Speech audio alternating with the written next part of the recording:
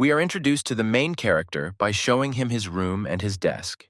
The guy is playing some MMORPG game using his laptop camera. He talks about his game strategy while wearing huge headphones, and we are shown his appearance. His character is given a new environment, a baseball bat. The brown-haired man himself is happy with this find. The hero continues to voice his thoughts on the game, as if he were streaming, telling his strategy. We are shown the guy's eye, where it is clear that a blackout has appeared on his monitor, which makes him clearly shocked by the donation he received. The brunette is so dark that he takes the birch pose on his gaming chair, loudly shouting words of gratitude. Due to his impulsive actions, the young man falls from the chair, clearly landing painfully on his body. The guy makes such strange and abrupt movements on purpose to thank his donor. He receives messages in the chat from the user, The Only One, after which the brown-haired man realizes that he has lost. The hero apologizes to his viewers. He shouldn't have been so distracted by the donation. The protagonist does not despair, saying that he was saved at the checkpoint and will be able to restore experience. He reaches his cursor towards the Respawn at Checkpoint button, and we are shown his monitor screen. Viewer The Only One asks if it would be funny if he were the only viewer of the main character. The brunette was clearly shocked by this question, because he didn't expect this at all from the viewer. Then we are finally told the name of the main character, whose name is Harry. He is indeed a streamer. The guy recovers from the shock after a viewer's question, smiling softly, and they tell him not to say such words. It turns out that this one is indeed Harry's only viewer. The user sends strange messages that he will choose the brunette. The young man himself does not understand anything either. Blue-eyed asks himself what the viewer means, but then simply thanks him. The brown-haired man jumps up from his chair, throwing aside his headphones, after he hears a loud sound. The sound stops and the guy tries to listen to what is happening on the street, falling silent. Harry then hears loud noises outside again, which makes him feel increasingly anxious. The brunette abruptly opens his window to check the situation outside, clearly worried about himself. The blue-eyed man's face is illuminated with a purple light, and we see in the reflection of his eyes that something terrible is happening. The main character sees complete chaos. Buildings are burning. It feels like the apocalypse has arrived. People on the street are running away. The brown-haired man doesn't understand at all what's going on. We are shown two of Harry's monitors that have gone out, leaving the hero himself in shock and feeling anxious. The protagonist touches the power supply of his computer, realizing that it no longer works. The brown-haired man breaks out in a cold sweat. He doesn't know what to do now. Maybe he should go outside. He puts on his jacket and walks out of his house, looking around for people nearby. Looking around, a girl runs past him at high speed, clearly in a panic. The brown-haired man runs up to her, asking her for forgiveness. He wants to finally find out what is going on. The girl is very short of breath, covered in cold sweat, and looks at him with an empty gaze. The brunette gets very scared and runs away from the guy screaming, clearly alarmed by the whole situation. Blue-eyed doesn't run after her, clearly in a daze, while the girl runs away. Suddenly, a lot of windows appear next to the hero, and they seem to contain comments from viewers. Noticing them, the hero is even more shocked. His face is illuminated by the blue light from the windows. The brown-haired man screams loudly about why he can even see these windows. The situation becomes more and more incomprehensible. We are shown a blue chat window where viewers are laughing at the guy's reaction, calling him funny. Blue-eyed tries to touch the windows, but he can't. His hand goes through them. The audience continues to comment on what is happening, while a dark figure approaches the hero outside the chat window. Harry is horrified to see the creature's leg approaching him. He can't believe his eyes. The zombies that the young man had been fighting for so long in video games appear before the young man. The guy can't believe his eyes, because before he only sees zombies on his PC screen. The monster tries to grab the brown-haired man, but he manages to dodge, then kicking him away. The gamer looks back at the monster, then starts running away from it as fast as he can. The viewers continue to make fun of the hero by writing comments that appear in the windows. The brown-haired man runs to the elevator and randomly presses buttons to quickly save himself, then runs into the elevator. In the reflection of the blue-eyed man's eye, we see the zombie's hand, which reaches out to him and wants to grab him. Then we see fragments flying in different directions that can cut the hero. The monster breaks through the window behind the brown-haired man. The gamer tries to cover his body from the fragments, covering himself with a jacket. We are shown up close the glass eyes of the monster, which exude horror. The brown-haired man runs up the stairs as fast as he can, while the monster chases after him at the same speed. Harry finally reaches the 7th floor, literally on the verge of death. The hero realizes that the zombie is too close, and he needs to increase the distance between them. Having run a few more floors, the blue-eyed man notices an exit to the roof, his salvation. Increasing the distance, he quickly grabs the door handle and begins to tug on it. Covered in a cold sweat, the brown-haired man realizes that the door was closed. The viewer comment windows continue to pop up as the monster gets closer. The young man finally opens the door, which makes the audience love him even more. The guy quickly runs onto the roof, closing the door with his body, trying to catch his breath. Harry goes outside, his breathing very heavy. The gamer hopes that this will help him. The brunette tries to collect his thoughts, thinking over the whole situation, while the commentators laugh at him. The main character understands that he needs to somehow deal with the zombie first, because he won't be able to hold him like this for long. Blue Eyes thinks about finding a weapon because he definitely won't be able to defend himself with his bare hands. The gamer turns around sharply, hearing some strange noise behind him. There was another zombie hiding on the roof, who came out to attack the defenseless young man. The brown-haired man turns his gaze on him, clearly surprised by the appearance of another monster. This fat zombie turns out to be the main character's landlord, who doesn't look at all friendly. The hero again realizes that it is time to run, but then he trips on a building on the roof with his foot. Harry is knocked down by this huge zombie. The boy breaks out in a cold sweat, while the commentators laugh again. While the brown-haired man tries not to die in the clutches of the monster, the viewer notices a box of supplies behind them. Blue Eyes also pays attention to him, trying to push the huge carcass away from himself. Suddenly, the zombie opens its mouth to bite the guy, but he manages to fight it off with his foot. Having knocked the creature onto its back, the hero turned his gaze to the box of supplies that he so wanted to get to. But the former owner of the house does not waste a minute, again trying to pounce on the young man. Harry is clearly getting annoyed by this. The guy is trying not to go crazy while he's surrounded by monsters everywhere. The brown-haired man pushes the fat man with his back, trying to protect himself from his bites. But the main character himself does not realize how he pushes the zombie off the roof. The man is already flying down. The monster turns to the guy while he was flying to the ground. He doesn't have much longer to fly. The gamer was covered in sweat due to how much effort he had put in to survive. The guy just sits down to catch his breath when the door to the corridor behind him opens again. Zombies are just trying to crawl out of the half-open door, reaching out with their hands for the victim. There are about 3 monsters behind the doors, and seeing this picture, the hero wonders if they are making fun of him. Harry backs away, seeing several monsters in front of him. He freezes from the fear he feels. Hitting his foot on something, the brown-haired man realizes that this is the same chest of supplies that he saw. Blue Eyes remembers that in the chat they wrote that there was a chest next to him. The young man finally smiles, because at least something good happens to him during this difficult day. When opening the chest, a stream of bright light shines on the protagonist, as well as on the zombies that are trying to get through the door. The supply box contains a bat, and the commentators congratulate the hero on receiving his first weapon. But the zombies don't keep you waiting, and a second later they seep through the door that leads to the roof. Harry immediately takes the bat into his hands, preparing to defend himself from the creatures that are running towards him. Shayton recalls all his experience in zombie games, determined to win. Blue Eyes smiles, preparing to kill his opponents because he finally has a weapon. The main character says that the end of this world is just a game for him and goes to the monsters with a bat. The gamer swings his bat at the crowd of monsters, clearly ready for the battle he has been waiting for so long. Harry has an epic zombie fight, swinging his bat so hard we can see the airflow.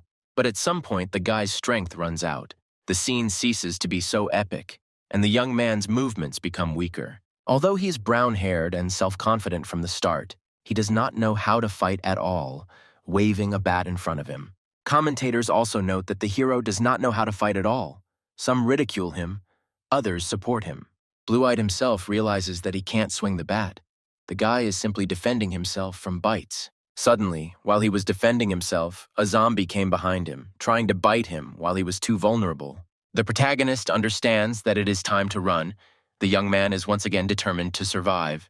The brown-haired man accidentally falls to the ground, dropping his bat, which makes the commentators laugh because something surreal is happening. Harry breaks out in a cold sweat as he picks up the bat from the floor as zombies advance behind him, eager to eat more. The main character suddenly breaks his bat on the roof floor so that he is left with only one end of it. The monsters keep advancing, but the brown-haired man resolutely heads towards them with a piece of bat. Blue Eyes thrusts the sharp edge of a wooden bat into the throats of his opponents, piercing each throat. We are shown a close-up of the zombies themselves, and how accurately the young man stuck the bat into their throats. The guy himself is already sweating from all the stress he experienced. We are also shown a comment from a mysterious person who did not expect this from the hero.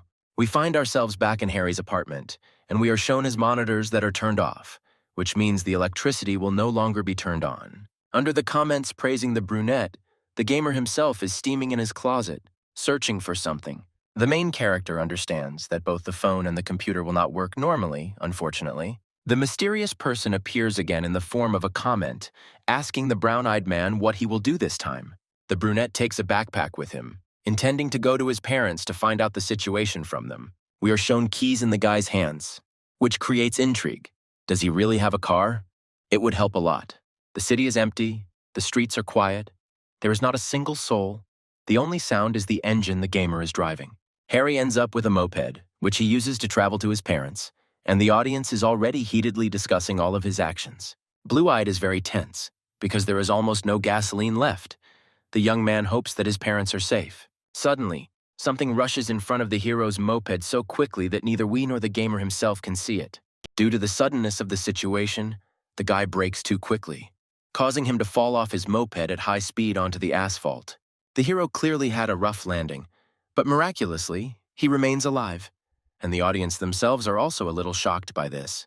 With horror in his eyes, the young man turns to the entity that caused him to slow down so quickly. A huge frog with a bright pink color appears in front of the guy. It looks hostile. Harry himself calls it a hell frog. Blue-Eyed is surprised that not only zombies but also such creatures have appeared in the world. What else could have appeared?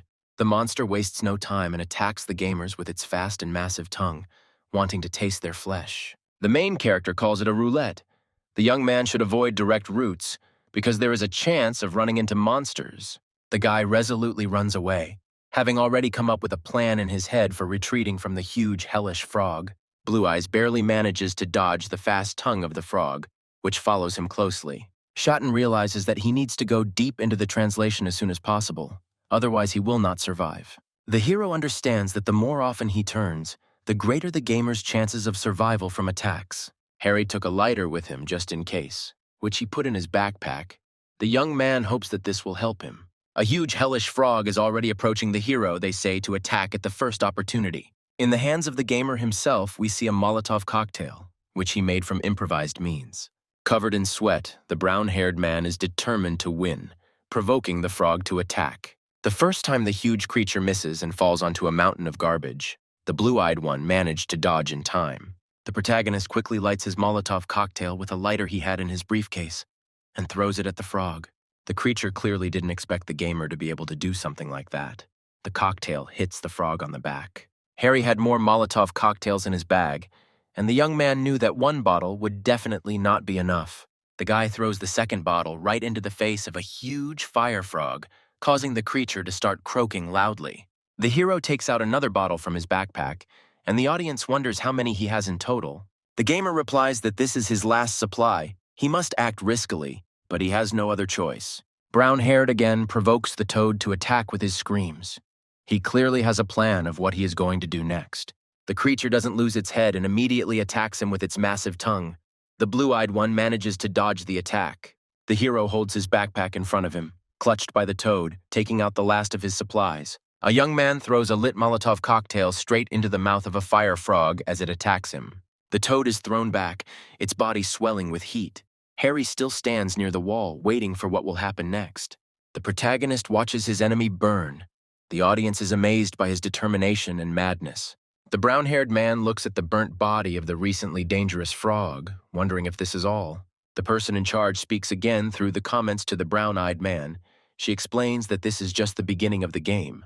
The gamer begins to worry a lot about whether this is all a game, whether he really died in some game. Harry braces himself, clutching the strap of his backpack. No, he's not ready to die a stupid death. Suddenly, a window appears in front of the young man, informing him that he has received a new achievement. The brown-haired man can't believe his eyes. The guy actually got a new skill for killing the fire frog. Blue Eyes carefully reads the skill, which talks about provoking monsters for 10 minutes and accumulating a record. Even in such a tense situation, the young man thinks like a streamer, and thinks to take what will bring him more viewers. The main character closes the pop-up window with his voice, and it immediately obeys him and closes. The gamer decides to postpone this decision for later, because now the main thing is to make sure that his parents are safe. The brown-haired man returns to his scooter. It turns out to be destroyed to pieces, thanks to a huge fire toad. Harry decides to walk to his parents' house, hoping for their safety as he walks through the deserted city. The main character breaks out in a cold sweat from what he sees in front of him. He clearly feels unwell. The house of the young man's parents looks half destroyed. The audience also laughs at this, but now is not the time for jokes. The shock has passed, and the brown-haired man bursts into his old house, shouting for his parents, hoping that they are safe. The hero starts screaming more actively because his nerves are already giving way, and the last thing he needs is for his parents to suffer too. 166. Blue Eyes searches the house, entering various rooms, continuing to shout at his parents. Having searched literally everything, the guy finally realizes that there are no relatives in the house. At least they did not become dead. The young man is very nervous, and the comments from the audience who are making fun of him do not help him at all. We learn an interesting fact that Harry's parents write everything down, which means there must be clues somewhere as to where they can be found. Looking around, the gamer cannot find a single clue that his parents left behind. He clearly begins to fall into despair. The brown-haired man suddenly remembers his room. Maybe his parents left some kind of clue there. Coming to his room, the guy sees a piece of paper on his desk, which the blue-eyed man takes into his hands. The note says that the boy's parents left with a detachment of soldiers, writing down their division. Harry is horrified when he reads what is written. Have they really already left? The guy is overcome with shock throughout his body. He can't believe that his parents left with the soldiers from the 7.5 division. Is this really some kind of special division? We are shown a close-up of the main character's reaction to what he read. He again mentions the 7.5 division. Perhaps it really is dangerous for parents. The viewers thought that the parents abandoned their son because why didn't they wait for him? They could have left together. Harry understands that something is not right here. He says out loud that this whole situation is really stressing him out. The brown-haired man knows his father, and the man would not have left first, which means that something is wrong with this note. Blue-eyed again continues to think that everything that happens to him is just a game. The course of his thoughts is clear. If this is a game, then the plot is written here, which means this note is part of the plot that the gamer will have to go through. The hero understands that he needs to be patient to find his parents, who went into the military. While checking the shelves, the young man stumbles upon several cans of tuna left over from his parents in the kitchen.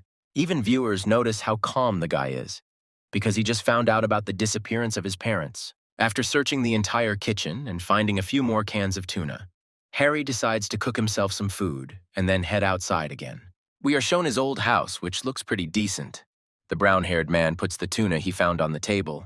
Blue Eyes once again realizes what situation he is in. Asking if there are zombies in the house, he should examine it. A guy walks over to the knives in his kitchen, picking up the largest one in the house. Then we are shown the interior of the house again. It really does look cozy, but the apocalypse has clearly battered it. The hero stands with a knife, expecting the unexpected. The gamer hears some strange sounds behind him, and the young man breaks out in a cold sweat from fear. The hero understands that it was a rustling sound outside, and is already running towards the strange rustling sound that does not stop. The brown-haired man immediately opens the window to find out what it was and to protect himself from danger. Suddenly, a stained zombie hand reaches out to him, trying to grab him and then bite him. Harry didn't expect this turn of events. The monster grabs him by the edge of his jacket while the guy tries to figure out what to do next. The gamer doesn't waste a minute, starting to swing his knife at the monster's hand so that he finally lets go of the brown-eyed man. The young man quickly closes the window after he managed to harm the zombie. The hero is clearly scared. Harry tries to catch his breath, but is prevented from doing so by a sudden skill notification. The brown-haired man then realizes that this is not just a notification window, but a skill that was triggered because of this zombie that he injured. The hero starts learning the skill he got after fighting the monster again. This skill turns him into a bait for 10 minutes, but he gets more experience. Blue-eyed resolutely takes the hammer into his hands, intending to test this skill in practice right now. The weather outside accurately describes the horror that is happening in the world. Red clouds from the sunset filled the sky. Suddenly, someone began knocking on the main character's front door with all their might, so loudly that the sound could be heard throughout the house. Harry opens the front door, on the threshold of which stands another zombie, which makes fresh flesh. The brown-haired man immediately hits the monster on the head with a hammer, collecting a combo for the skill he acquired not long ago. The hero continues to hit the monster on the head, and blood begins to spurt around from the young man's blows. Blue Eyes opens the front door again to get rid of the zombies, thus increasing the bonuses from the skill again. The young man then smashes the pot on the monster's head with such force that the pot breaks on the zombie's head. Harry doesn't waste a minute, continuing to smash monsters' heads, collecting combos for the skill. The hero does not stop his killing spree, collecting as many as 5 provocations in a very short time.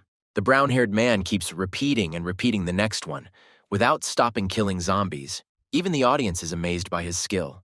We are shown a picture of a year in which the main character has already killed a bunch of monsters, apologizing in advance to his parents for the mess. The hero checks his skill again, noting that it will work for another minute. The brown-haired man is a little disappointed that he managed to kill only 7 monsters. Then the blue-eyed man hears some rustling in the kitchen, again suspecting that it might be a zombie. The gamer decides to continue his combo to get the most out of it, carefully walking into the kitchen. The audience continues to mock the hero, but the young man's hands are covered in blood, which makes the scene a little scary. The guy sees cans of tuna on the table. I notice that a few are missing. He becomes wary. Under the table, Harry notices a frightened man. The hero himself is standing covered in blood, and also holding a hammer in his hands, which is also stained with blood. We are then shown someone in the kitchen saying something delicious while stirring a dish in a frying pan. We see the back of the man who is hiding under the main character's table. I wonder why the stranger is cooking for him.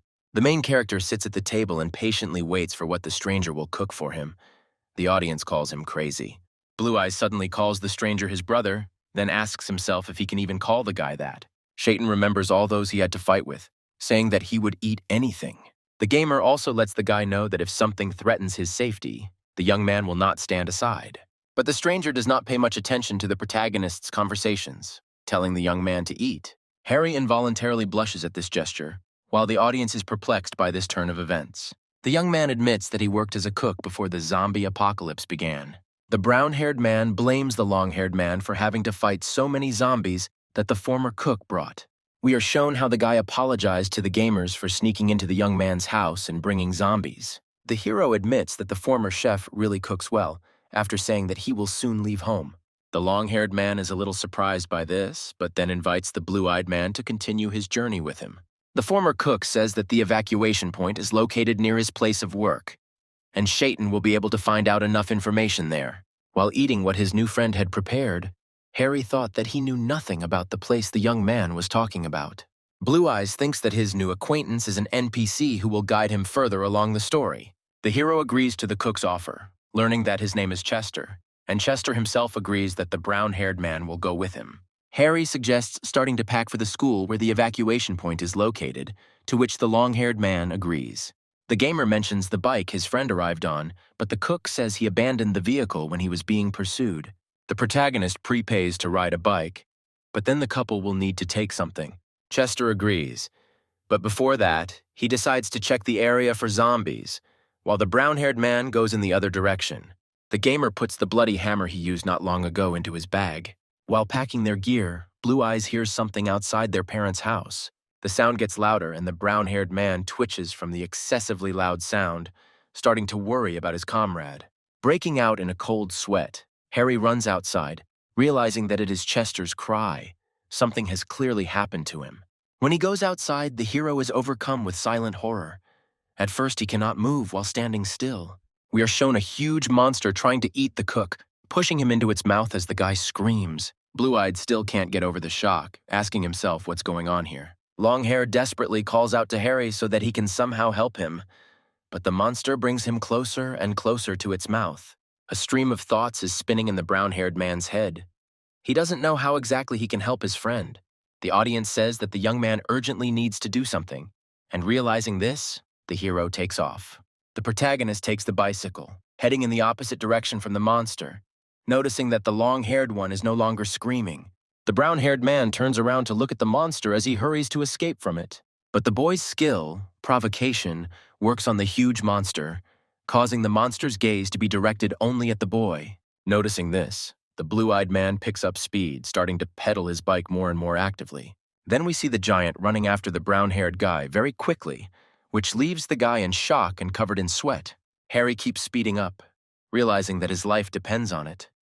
The young man doesn't know how to fight this monster. Suddenly, the blue-eyed man notices on his way the bike that Chester spoke about in his story.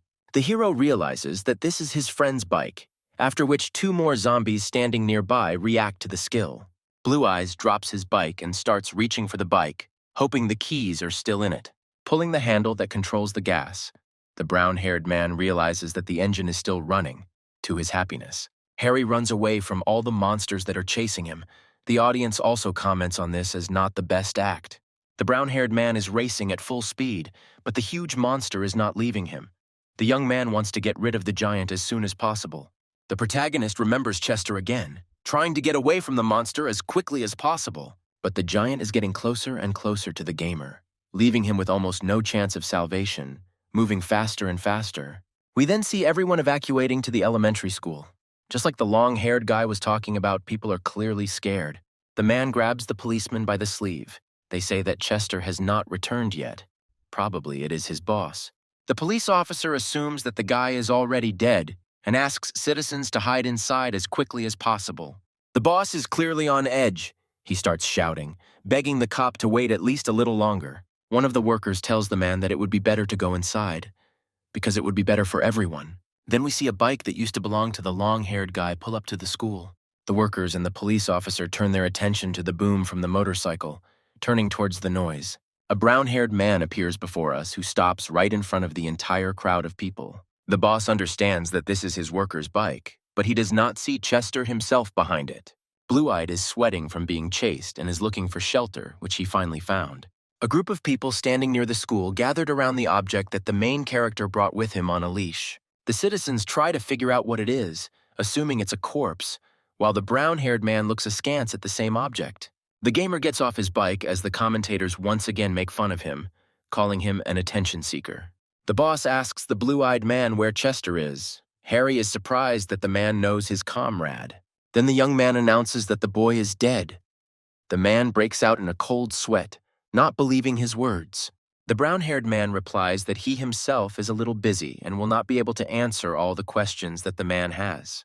The hero asks who is in charge, and the policeman comes out of his stupor, incoherently saying something. Then the head of the transport security department himself comes out to the guy, saying his name, Leon. The protagonist introduces himself. Then the head of the department says that he is impressed by the monster's finger. The brown-haired man is surprised that Leon already knows about the monster, but the man doesn't want to talk about it anymore because the giant killed many of his comrades. But the gray-haired man still asks what exactly happened to this giant who frightened him so much. Blue-Eyed firmly and confidently says that he was able to deal with it on his own. The head of the department, as well as the entire crowd behind him, are in shock that the guy was able to deal with the giant on his own. We are then transported to the past, where the monster is chasing the hero, who at this point offers a deal to the audience. Harry talks about trying to kill the giant, while the audience is shocked that they are offered a deal. Blue Eyes turns to face the monster, sweating from being chased for so long. Afterwards, the young man smiles mysteriously, saying that he had put his life on the line, apparently, for the deal. The giant picks up his pace. He's already tired of running after the guy. The monster wants to deal with him as quickly as possible. But the figure trips over a lamppost, crashing into it with all its severity, not noticing the obstacles. The monster itself is too angry to pay attention to the fact that there are any obstacles in its path. He continues to trample the asphalt with his big feet, indifferent to the pain. Harry realizes that the giant is simply following him blindly, while the boy tries with all his might to break away from him. Blue-Eyed asks the audience to do a favor in exchange for the guy killing the monster. As the chase continues, the audience ponders the protagonist's offer and is not eager to do him a favor. The brown-haired man offers a condition. Either he kills the monster and the audience does him a favor, or the young man dies. The audience still agrees to the hero's bet. Even the user with the nickname is the only one in the case. Covered in a cold sweat, the gamer smiles as he looks at the comments, filling with determination. After which, Harry accelerates hard, approaching the tunnel on his bike, trying to implement his plan. The monster doesn't pay attention, but instead looks at the huge arch that stands right in front of him and runs after the hero. Shaitan, already confident of his victory, tells the audience that they will have to keep their promise. Even when the arch is right in front of the giant's forehead, he continues to ignore it. We then see a shot of the monster flying back, causing blood to spurt out around him. The giant crashes into the arch, his body flying through the air, blood everywhere, which belongs to the monster. We are again transported to the actions that are happening now, and the brown-haired man says that he will tell the crowd about the details later. All the people standing around the blue-eyed man are in shock, as is the head of the department himself, who is truly amazed. But the man says that he must first check the boy for infection on his body. People are rebelling, saying that the savior must be let in because he killed a huge monster. The gray-haired man agrees, pointing Harry to one of the lines where he should stand for verification. While the police were examining the gamer, spectators discussed his victory over the monster. The main character was checked. Everything was fine with him. But then a man stopped him, calling him to him. It's Chester's boss, asking if the boy is really dead, clearly worried about him. Harry reaffirms his words, after which the man again says that the long-haired man worked for him. The hero makes excuses. The boss asks about the bike, how the young man was able to find it, whether he stole the vehicle. The brown-haired man assures the man that he did not steal the bike, squeezing his hands in his own, trying to gain his trust. Blue-eyed says that Chester really cooked great, while the audience laughs at him. The man became emotional from such warm words and almost began to cry from such flattering words. Having finished talking to him, the gamer turns around, finally getting ready to leave for the evacuation zone. In front of him, the brown-haired man sees the school that the former cook had spoken about, and which he had not known about before. We see a bright blue stripe on the asphalt in front of the school entrance, which the boy is about to step on. Suddenly, Harry is informed that he has completed training and that he can increase his chances of survival. The brown-haired man is surprised by this, after which the notification conveys good luck to him as the last survivor. Blue-eyed turns his head. Was all this just training? He went through so much. The main character goes deeper into the building, accompanied by comments from viewers who cannot believe it. The guy opens one of the school doors that he comes across on his way with one sharp movement. The gamer says that he wants to talk to the only one, standing in front of an open office. The audience does not understand what the young man is talking about, trying to find out what is going on and what is happening in general. With a determined expression, Harry reminds that this user agreed to do him a favor. The user under the nickname is the only one who asks if the hero wants to talk to him. His identity is a mystery. The brown-haired man answers positively. The guy demands to tell him about something that should have been told earlier. The rest of the spectators rebelled, because the blue-eyed man does not respect them, after which the only one asks them to calm down. The hero breaks out in sweat, saying that he doesn't understand what's going on at all, and the audience calls him an idiot again. Covered in a cold sweat, the blue-eyed man blames his adaptation to this turn of events on the streamer instinct. The audience continues to vigorously discuss the terms of the game, because if Harry wins, he will be able to rebuild the world as he sees fit. The protagonist again wants as many explanations as possible, but the only one says that now the young man should be concerned about the world in which he now finds himself. The only one explains the rules of this game, saying that it is a game layered on reality, and the brown-haired one is the only player. Blue-eyed is in a state of shock, realizing that he is the only one who can communicate with the audience. The gamer continues to ask about how this game works. Chester was just us, as he suspected. The only one says that if Harry can't complete this game, then everything will remain as it is now. The brown-haired man begins to worry even more, breaking out in a cold sweat, asking who this one is.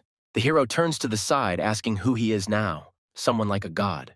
The boy sees his reflection in the classroom door, which he opened not long ago, trying to get a closer look at the silhouette. Focusing his gaze, the young man sees himself reflected in his eyes, clearly in shock. The user with the nickname is the only one who makes fun of the main character, calling him funny. In the reflection of his eyes, the brown-haired man sees his own face, sees how lost he is. The only one says that before, all the characters in the games he played asked the boy about this. The mysterious user tells the brown-haired man that he likes the guy, so he has nothing to be afraid of. The only one tells the guy to fight with all his might, which makes the blue-eyed guy break out in a cold sweat. Harry suddenly realizes that he can use a window of information that was previously unavailable to him. Opening the information window, the blue-eyed man learns that if the police chief died, then the school will not be safe. Then we are shown the school itself, and a huge number of people rushing to evacuate as quickly as possible. We are shown a fence that guarantees people at least some safety from external creatures. The brown-haired man, behind the entire crowd, begins to look around, like the rest of the people who came to the evacuation point. We see a group of men building something that vaguely resembles a huge fence or shield. Most people help the police chief restore order to the school square by clearing out most of the things. The hubbub begins, It is very difficult to manage such a large number of people, especially in such a tense situation. The police are trying to organize the crowd by any means possible, and so far they have succeeded. The main character does not understand how the police chief could be in danger in such a crowd. Then the food distribution begins, and one of the police officers asks everyone to line up to get their portion. The brown-haired man turns to the call of one of the policemen, who calls him to get himself something to eat. The young man says he is not hungry and heads towards one of the police officers who is doing security. The man is clearly not in a very friendly mood. He asks if the hero has any problems. Blue Eyes firmly states that he needs to get to the police chief right now. The man is surprised by such a statement. He begins to treat the gamer more and more suspiciously. The brown-haired man asks what's wrong, but the policeman can't answer. The young man himself finds it strange. Harry realizes that something is going on in the main building, while the audience also suspects the policeman of something foul.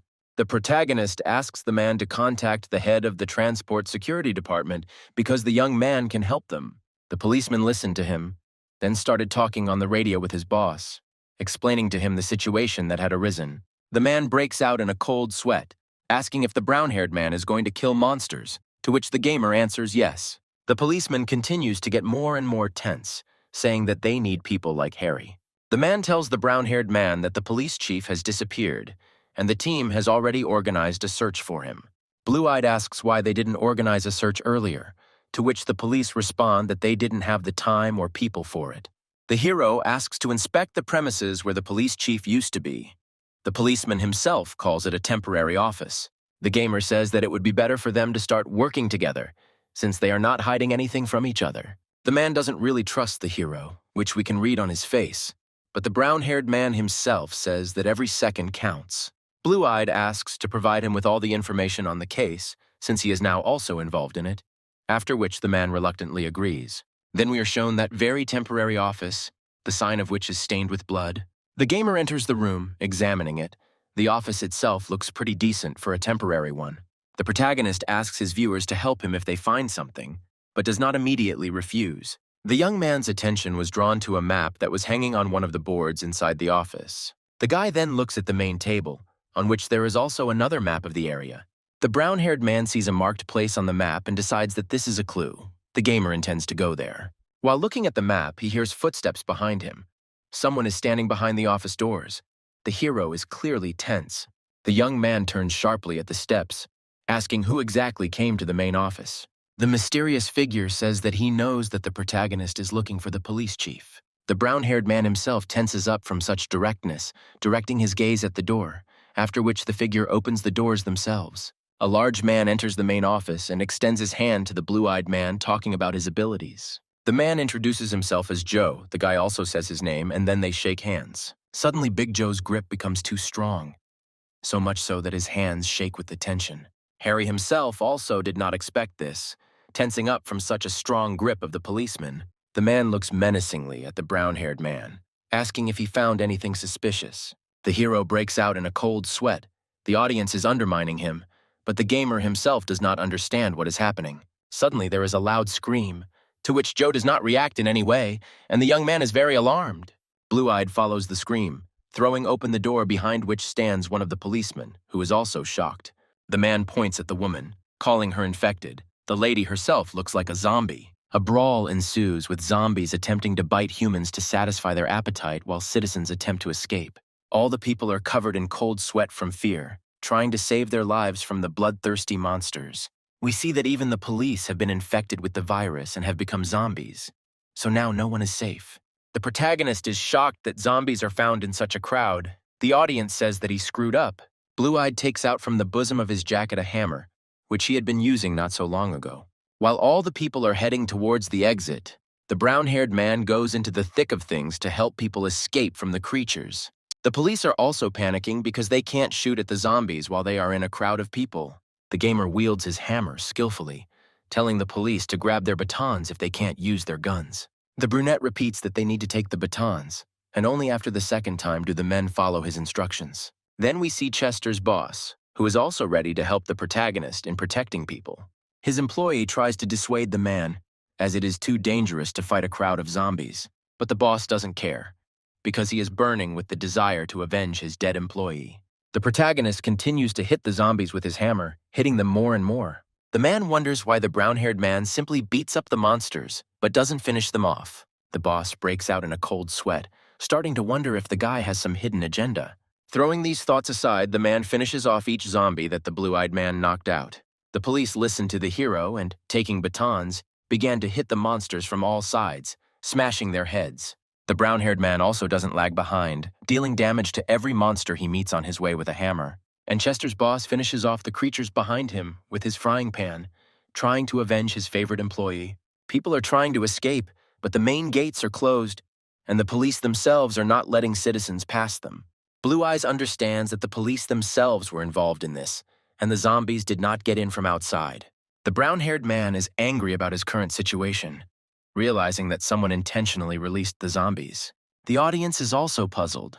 They think it was Joe, but the hero himself thinks that one of the policemen has gone crazy. Harry puts his hammer back in his jacket and resolves to find the police chief as soon as possible. Shayton understands that he can only trust civilians now, so he instructs Chester's boss to keep an eye on the cops.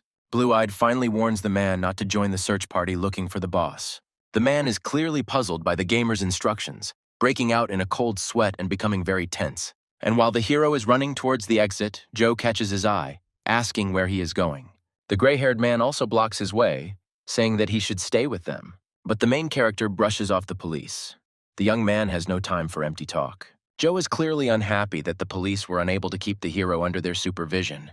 We see empty streets and several delivery bikes standing close to each other. Harry takes one of the bikes, heading off somewhere as the audience laughs again at his actions.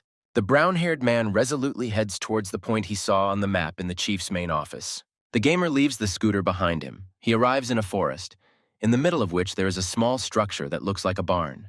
We are shown a close-up of the building itself, which appears to be made of metal.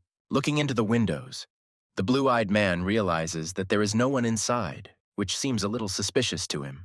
The hero notices traces on the ground, running his hand over them.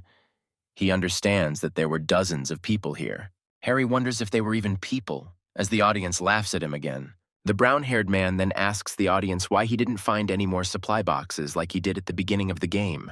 The audience is surprised by his question, because they thought he hated supply boxes, which makes the hero very surprised. The gamer continues to be surprised, while viewers mention that the boxes are purchased with money. Viewers continue to talk about the mechanics, saying that the game contains paid content. One of the commentators asks the hero to go into the chat and scroll to the beginning to figure it out. Blue-Eyed does just that, scrolling through the chat for a long time, then finding the dollar icon in the lower left corner. The young man receives a pop-up window stating that the sponsor chat has been disabled. The guy himself is a little shocked that there is a donation and at least some in-game currency here. The main character turns on the sponsor chat, because the viewers themselves are also interested in this function. Then the only one, as the most devoted fan, donates him the first yen, surprised that it really works. Harry is still in shock from this feature, when suddenly he receives another donation for 1 yen. The hero finally shows his emotions by asking the audience why they didn't tell him about such an important function.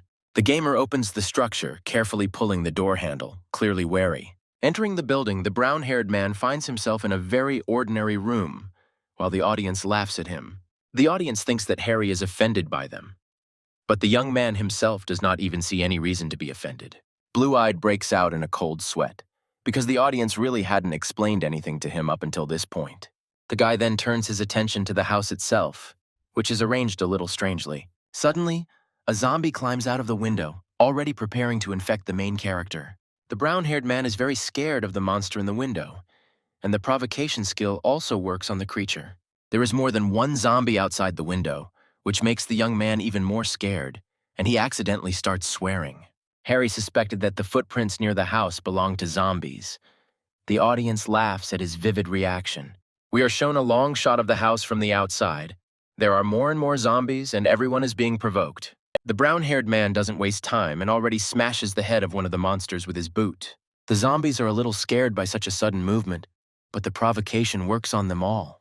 The gamer begins to destroy his creatures with a hammer, starting by hitting them on the head. The audience also helps the blue-eyed man, warning him of danger, and with the help of comments, the hero avoids danger. The provocation works on 14 monsters already, and Harry himself receives a huge increase in physical abilities. The young man goes out into the open, starting to kill the creatures around him one by one. Hearing a suspicious sound behind him, the guy turns around and sees a truck hitting the monsters. The main character, with a cheeky grin on his face, says that it was the elementary school police officer who let the zombies in. The man stops in front of the gamer while the blue-eyed man provokes him to get out of the car. At first, due to the bright light of the headlights, we see only a dark silhouette that does not resemble anyone. We then see Joe breaking out in a cold sweat from the fact that the guy was able to deal with so many monsters. A man watches from the front seat of a car as the blue-eyed man deals with a zombie, amazed at his skill. Joe says he knew it would end like this. He waits on the gas pedal, trying to crush the boy. Harry is in complete shock, because he did not expect that the man would actually crush him. Joe, with a maniacal smile, continues to press on the gas, clearly pleased with the outcome of events that are happening now. The man crushed the body against a tree. Did our main character really give up so quickly? But after Joe looked closer, he noticed that the diluted body on the tree did not belong to the blue-eyed one. The man breaks out in a cold sweat, clearly starting to get nervous, because he can't see where exactly the hero has gone. Harry knocks on the policeman's window. The guy is covered in blood and demands that he open the window as quickly as possible. Joe starts to get even more nervous when suddenly the gamer smashes the car window with all his might. Through the broken glass, the boy tries to grab the policeman's hand, while the man himself tries to get rid of him. Suddenly, the purple-eyed man shoots straight at the young man, but fortunately, he managed to dodge the bullet. The car starts up again and drives straight ahead towards all the zombies standing in front of it. The policeman is clearly in a daze. Joe drives, pressing the gas pedal with all his might, in order to get away from the hero as quickly as possible. The man looks through the glass to see if he's being followed, but a brown-haired man is already running after him. Violet-eyed is surprised at how fast the main character runs, about 80 kilometers per hour. Harry runs after the policeman with a furious grimace and a hammer. The audience laughs at his facial expression. Joe calls the brown-haired man crazy, breaking out in a cold sweat and decides to see it through to the end. A man drives at full speed towards a whole pile of metal boxes. What is he up to? The violet-eyed man expertly goes around all the metal boxes, trying to break away from the boy. Harry is already quite tired, but he does not lag behind, saying the name of the policeman with a hammer in his hands. But the man doesn't give in so easily. He turns around and presses a button on the remote control. Something is about to happen. Suddenly, hordes of zombies burst out of the metal boxes, trying to bite the hero. While crowds of monsters approach the blue-eyed man, the audience discusses everything that is happening. The guy is offered to just run, while his skill has been activated and now 40 monsters want to attack him. Joe already feels his victory over the brown-haired man, continuing to smile slyly and watch what is happening. The man leaves the scene, leaving the protagonist to deal with the whole mess on his own. But the hero does not despair. On the contrary, the brown-haired man with a self-confident smile says that he can deal with the monsters in 2 minutes, while his physical abilities increase by 500%. Without wasting any time, Harry already shoves a hammer into the mouth of one of the zombies, breaking through the top of his head. The monster flies away due to how much force the young man put into it. Blood spurts everywhere. The brown-haired man becomes more and more angry, not stopping for a minute, continuing to kill creatures. We then see the figure of the protagonist covered in blood, towering over a pile of dead zombies. Blue Eyes is only afraid that his skill time is running out, and the number of monsters is not decreasing. Then the young man notices Joe's car, who apparently has not yet left the scene. First, he decides to deal with the purple-eyed one, and only then with the rest of the zombie crowd. The hero runs at full speed towards the police car, wanting to catch up with him as quickly as possible. The man tries to get as far away from the brown-haired man as possible, because he is a direct danger to Joe. A police officer on the radio says that the police chief needs to be transported from the elementary school to another location. But suddenly Harry's hand is next to him again. Blue-eyed grabs him by the collar, demanding that he repeat what the man just said about the police chief. Joe, without wasting time, reaches for his gun, but the protagonist intercepts his hand with his death grip. The spectators use their comments to tell the young man how to act. The guy grabs the man's other hand, squeezing it tightly in his own, asking the policeman if he counts it as his victory. Violet-eyed is terrified, breaking out in a cold sweat from fear, screaming the main character's name in fear. The hero, with a maniacal smile, says that he is a streamer, and his viewers really love such spectacles. Harry kicks Joe out of the driver's seat and into the seat next to him, saying that he's going to drive now. The brunette coolly says that the man is only complicating everything, while the viewers are in shock. Blue Eyes finds handcuffs. The audience says to handcuff Joe so that he definitely can't escape. to which the hero grins, refusing their introduction, saying that at this rate he will lock his ankles. Turning back, the gamer notices a crowd of zombies that have already managed to reach the car. But Harry still listens to the advice of the audience and clasps his wrist with the policeman just in case. The zombies turn at the sound of the car horn. There are already more than 40 of them, and they are ready to kill. The guy slams the monsters' bodies into the hood of a police car at full speed. The brown-haired man smiles resolutely again, and the young man says how he didn't realize before that the police chief was already at school. We are shown the gamer's memory of the information stating that the police chief was already at school. Blue Eyes understands that he shouldn't have come to the forest. It's a waste of time and energy. The protagonist is suddenly surprised by something while driving on the way to elementary school. On the road, he sees a teddy bear in a scarf, who walks along the road and turns around to look at the car. Harry is very scared. He doesn't understand what it is and starts screaming in surprise. The guy accidentally knocks over a toy, which flies away from the car at a high speed, flipping over in the air. The polar bear cub is thrown to the ground. He looks completely pitiful and harmless at first glance. The brunette is in complete shock at what he just saw, asking the audience what exactly it was. The teddy bear in the red scarf gets up from the ground, which makes the blue-eyed man even more shocked. Blue-eyed stopped the car completely from shock, sitting in a silent pause from shock and surprise. We see the teddy bear looking straight into the blue-eyed guy's eyes, while the guy himself is still in shock. After a brief moment of eye contact, the adorable monster runs off into the forest. The protagonist does not understand what kind of monster it was. The only one explains that this monster shows the location of chests with supplies. Learning about this, Harry perked up, because another box of supplies would not hurt him. Then we hear Joe start mumbling something in his half-sleep. Is the man really going to wake up soon? The gamer, like the viewers, notices this. Comments begin to pop up about what the brown-haired man will do right now. Blue-Eyed offers his beloved subscribers two options. Either the man continues to sleep, or they disable the policeman with a taser again. Viewers choose the first. It was an illusion of choice, and Harry decides to knock the man out with a taser again. The policeman finally wakes up, calling the hero a son of a bitch. Indeed, the guy is too cruel. After disabling Joe for a while longer, the protagonist gets out of the car in search of a teddy bear. We see little plush bear paws rushing towards the supply chest. The young man also tries to keep up with the plush one, following him closely as he walks through the forest. After some time, they both actually find themselves in front of a chest of supplies. Opening the chest costs 5 yen, which is quite expensive for a blue-eyed guy, especially since the box probably won't contain any weapons due to its appearance. Brown-haired is hesitant about opening the chest as the commentators tell him to get back in the car. The hero relies on his luck and still opens the box. The audience is clearly surprised by his actions. As a result, the chest contains an ordinary red lantern. The gamer is clearly disappointed with this outcome. Harry breaks out in a cold sweat, and the audience themselves laugh at the guy's choice since they told him not to open it. Blue Eyes decides to return to school, but still keeps the lantern for himself, hiding it in the pocket of his jacket. We are shown in elementary school. The brown-haired man himself hopes that Chester's boss was able to survive this mess. Then it really shifts to the police officers discussing how exactly the zombies could have broken through. The men are still cleaning up the mess that was created when the monsters appeared. The head of the department, Leon, approaches the police, confident that the issue is not about checking citizens for infection. Blue-Eyed asks the guys to calm down themselves and calm the citizens themselves. Another policeman approaches the group of men and asks for a private conversation with the head of the department. Leon tenses, turning towards the voice, already prepared for an unpleasant conversation. A man called the police officer and demanded that he move his boss to another location. The gray-haired man himself turns out to be not as pleasant a man as he seemed at the first meeting. Then we see the head of the department's memories of the main character's first appearance. He didn't trust the guy right away. Leon asks the policeman to convey that he will deal with the boss himself. It turns out that the entire conversation between the cops was overheard by Chester's boss, who is in complete shock. The fat man breaks out in a cold sweat.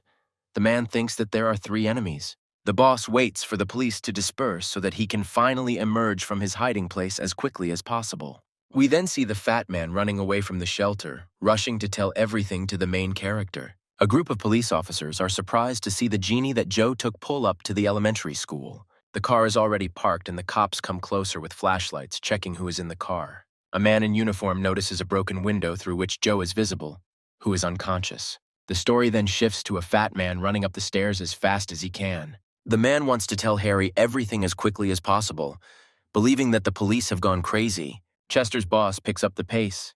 He tries not to waste a minute because the situation is tense. Suddenly, a hand appears in front of the man's face, seeming to stop him. It turns out to be Harry, who has finally returned to the elementary school to find his boss. The man and the boy begin their conversation, and we are shown the school from the outside. The brown-haired man looks very calm. His actions are focused and quiet so as not to attract attention. The fat man breaks down and starts screaming. The man asks if the blue-eyed man knew about this, to which the young man asks him to calm down. The boss says that the police chief is now in the basement and the entire police force is involved. The hero is very surprised that the man has already found out everything without his help. His gaze freezes. The action moves to the basement. Harry stands at the half-open doors, eavesdropping on the conversation. We see the gray-haired man beating up the police chief while talking to the man. Leon takes a stun gun out of his pocket, and the audience compares the blue-eyed man with the blue-eyed man himself. The brown-haired man quietly creeps closer and closer to the entrance, and the commentators again ask him personal questions. One of the viewers says that if the gamer goes into the basement right now, he will transfer yen to the young man. The guy is clearly inspired by this. After this comment, Harry bursts into the room. Leon immediately understands that this is the main character, and the brown-haired man really does punch the policeman's back with his 2 feet, just as the viewer ordered him to do. The subscriber kept his word and donated 1 yen to the guy, but the hero himself looks shabby. Leon is thrown back towards the storage room, and he also struggles to get up from the floor after such a blow. The man doesn't waste a second and immediately reaches for his pistol, which is in his holster. During the shot, the guy manages to intercept the policeman's hand, so he misses the target. The brown-haired man smiles slyly again, knowing that Leon clearly underestimates his abilities. Blue-Eyed shouts that he is the humanity that the policeman himself has lost. Even on the verge of passing out, the man continues to fight, refusing to give Harry the gun. We hear the sound of gunshots without bullets. We are shown the ceiling, proving that the gun does not fire. The head of the department is sweating and nervous, because his life is hovering between life and death.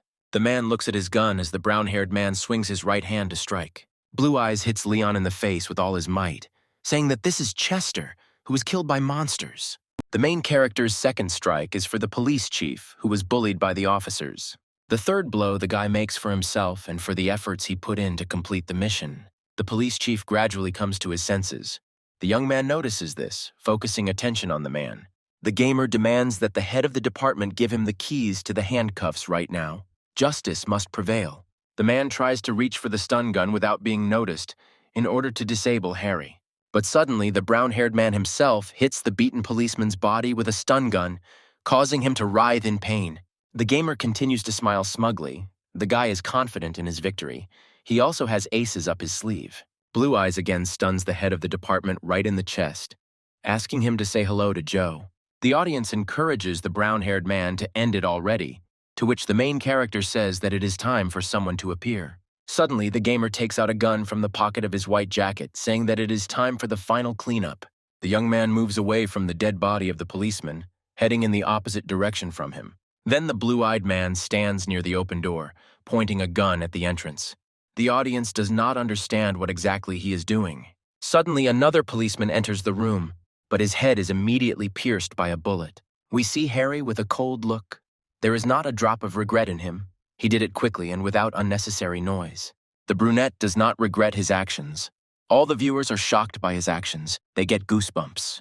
The gamer will immediately be donated 4 yen, which is what he achieved with his unconventional behavior. Blue-Eyed says out loud that Leon needs to be dealt with quickly, and the audience supports him. The hero openly mocks the leader's position, slowly approaching the man. The gray-haired man asks to wait, to which the guy brazenly replies that he will do it quickly. The guy is openly playing with the man, aiming at different parts of his body. Apparently, he really enjoys it. Then the brown-haired man takes aim at the blue-eyed man's head, who begins to shake with fear. Harry does not pity the man, mentioning to the man all the times he tried to shoot the boy. Then the gamer receives another donation of 1 yen, and he thanks his viewers for it. Looking at the face of the main character, the man understands that he has no choice but to be shot. Leon manages to wet his pants from fear, causing the audience to laugh at his hopeless situation. Even the hero himself is disappointed with this outcome of events because now the cool policeman looks pathetic. We see the fat man trying to explain something to the rest of the police. The protagonist leads the police chief out of the elementary school, holding his lifeless body. Shaitan explains the whole situation, saying that everyone who captured the boss is tied up and is in the basement. Blue Eyes leaves everything to the part of the police who are not involved in the conspiracy, looking at them from the outside. The gamer looks at the sky, which shimmers with beautiful shades of blue and purple, and he can finally breathe a sigh of relief. With his voice, the young man calls out to the information window, looking at the beautiful free sky. The guy even flinches in surprise, because the information window appears too quickly. The window tells him that it is not safe to stay in one place for too long, so Harry will have to leave. New apartments appear before us, which at first glance look quite cozy from the outside. The hero lies on a futon in the middle of the room. The guy is glad that he can finally relax. We see how grateful the other police officers are to the main character for finding the boss. The brown-haired man decides to settle in this camp, but he continues to remember about the window. The young man cannot stay here for long. Blue Eyes ponders the proposal itself, considering what long-term means. The viewers try to help the gamer in some way, but they themselves don't know much. Harry realizes that the commentators have already given him all the clues they themselves possess, so they are not saying anything useful. The brunette takes his backpack with him, gets up from the futon and heads somewhere. The direction is what the audience is asking about. It was already getting dark, and the sky had turned a beautiful crimson color by the time the blue-eyed man got to the car. The police chief calls the young man over, asking if he is leaving, and the gamer turns around at the sound of his voice. The guy isn't planning on leaving yet, but if he did, the policeman would equip him with supplies. The man is sincerely grateful to the hero for saving him, because it was not the easiest task. We are shown past events, how the brown-haired man is perplexed by the fact that the boss only wants to kick out the traitors. Both men stand behind the barn, talking about the future fate of those who tried to kill them. The boss doesn't want to kill them in front of those who considered them his allies. It's too cruel. The hero proposes an adventure with a sly smile on his face, which even leaves the police chief in shock. We see the guy driving the car speeding while the man in the front seat looks more confused. Leon and Joe are tied behind the car, running as fast as they can to avoid falling onto the asphalt. The brunette doesn't listen, adding gas to the car more and more, clearly enjoying it. It turns out that a crowd of zombies is also running after the traitors, trying to tear the men apart.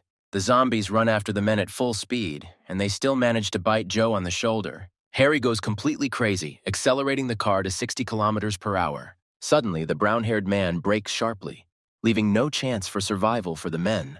Blue Eyes turns to check on the police, but their ropes have been cut by the zombies. While the hero smiles maniacally, the police chief looks at him with complete horror on his face. Remembering this, the man involuntarily begins to tense up. It's better not to joke with Harry. Harry asks to prepare supplies in advance if they are willing to provide them to him. The boss understands and says that he will be given a car with supplies, but the young man will have to say goodbye to everyone. The brunette checks the flashlight while in the car, turning it on and pointing the light upward. Then the blue-eyed man turns it off, asking into the air why this flashlight is needed at all. The audience is surprisingly understanding, saying that the gamer will be able to find a way out of any situation. Closing his eyes, the guy decides to rest a little after such a long day to finally gather his strength. The brown-haired man finally falls asleep, closing his eyes, gradually plunging into the kingdom of Morpheus. But suddenly the guy's eyes widen, and there's a strange aura floating around everywhere that he doesn't like at all. The protagonist breaks out in a cold sweat and is surrounded by an ominous cold air. Blue Eyes checks his air conditioner for a moment, thinking that the problem is with it, but the unit is turned off. The brown-haired man looks through the rearview glass at what is happening behind his car, and behind it there is a dark figure. It turns out to be a monster that looks like death. All the spectators are waiting for a shock. The monster rises from its feet, beginning to levitate, meaning that the creature is ready to attack. The hero jumps up. His gaze becomes wild. The young man has a premonition that something is wrong. Blue-Eyed releases the handbrake to drive away as quickly as possible. Cursing loudly, Harry moves as fast as he can. The brunette hopes for his thanks, while some viewers support him and others laugh at the young man. The hero drives out of the school parking lot, almost running over the police, but they manage to get out of the way. Blue Eyes doesn't have time to say goodbye to his comrades, but now it's not as important as saving his own life. The gamer shouts at the viewers to warn him about this, to which they respond that anyone who spoils will be banned. The brown-haired man looks out the windshield again, but the dark figure is gone, and Harry thinks that he managed to break away. The skeleton appears next to the hero. The monster is already stretching its hands towards the guy to deal with him. The guy realizes that the monster can teleport, and that is why he did not see the dark figure in the mirror. Harry slams his foot down on the gas pedal as hard as he can, and things start to get really heated. The gamer screams hysterically that he is not afraid, but even the audience understands that he is incredibly scared. Commentators are trying to help their favorite streamer, because they have already developed warm feelings for him. A few moments later, the monster is already right in front of the hood of the brown-haired man's car. The guy was so surprised that he lost control of the car and crashed into the nearest pole. The guy hits his head so hard that blood flows from the site of the blow. A terrifying monster is already following the broken car, and the skeleton is still not leaving the young man. Blue Eyes opens the car door, deciding to fight the creature one-on-one in a fair fight. Desperate, Harry tries shooting at the dark silhouette, but it doesn't seem to work. Brown-haired realizes that this really doesn't work and tries to escape from the skeleton by heading in the other direction. The gamer hid in a nearby building. The guy is trying to catch his breath from such a chase, while the audience discusses his escape. Sweat appears on the protagonist's face. Scarlet, hot blood runs from his head. He is clearly not in the best condition. The skeleton teleports right in front of the young man. An epic battle is looming, with no one knows how it will end. The monster is already attacking, opening its terrible mouth and moving towards the blue-eyed man with great speed. The hero was just waiting for this moment. He quickly takes out a flashlight from his jacket pocket, starting to shine it on the creature's face. The monster immediately covers his face from the rays of the flashlight. Apparently, he is really afraid of light. Harry then aims his gun and shoots the skeleton, which surprisingly works. The brown-haired man quickly climbs out of the building's window, provoking the monster to pursue him. The gamer receives a donation of 1 yen. A viewer with the nickname Advisor says that he is giving out money as a sign of condolence. The guy gets so angry at this remark that he doesn't notice the bike right in his path. A young man hits his knee on a bicycle, cursing the counselor as onlookers laugh at him. But one of the commentators warns the hero of the danger in time, which saves the brown-haired man's life. The gamer still holds tightly in one of his hands the gun that the police gave him. While running away, the guy shoots the skeleton again out of desperation, because he doesn't know how to kill it. The bullets, surprisingly, actually hit the monster, piercing its head right through. Harry stopped in surprise, wondering why the bullets suddenly worked on the creature, since they had never affected him before. The gamer still does not understand the reason for this behavior. Looks at his feet, thinking that perhaps this is the reason. The brown-haired man then notices a clear line on the ground through which the skeleton can neither pass nor teleport. The blue-eyed man finally understands the reason for such actions, starting to smile sarcastically and squint. The hero passes through a territory where a monster rules, and he cannot go beyond the border of his territory. The brown-haired man takes out his pistol again, aiming it at the creature, shouting that this is his last step. Another bullet does not go unnoticed.